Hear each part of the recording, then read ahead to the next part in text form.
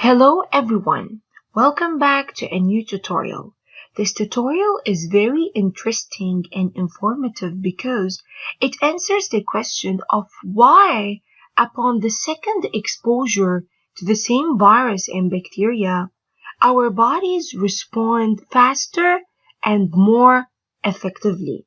So, in this tutorial, we will learn the difference between the primary and secondary immune response. So, the graph which you are looking to right now highlights the difference between primary and secondary response. First of all, what is the primary response? The primary immune response occurs when an antigen of the virus or bacteria comes in contact to the immune system for the first time.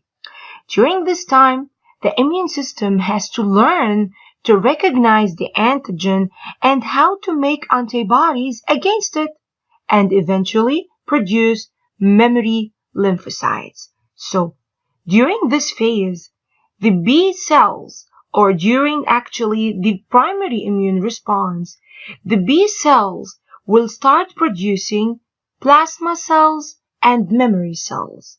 The plasma cells will produce the appropriate and specific antibodies, whereas the memory cells will remain in the blood to recognize this antigen when it encounters my body for the second time. But before the B cells start secreting antibodies, they should first recognize this antigen in order to activate the proper and specific antibodies that would kill this antigen. This is actually called the lag phase, and it takes around 7 to 10 days. So, the lag phase is the time from the initial antigen exposure to when antibodies are detected in the blood.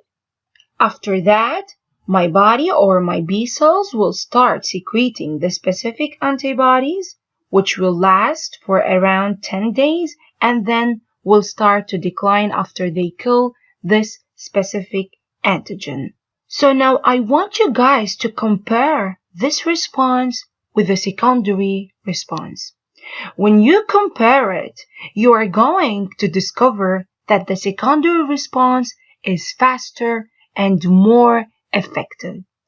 It's faster because notice that during the lag phase, the time for the B cells to recognize the antigen is faster.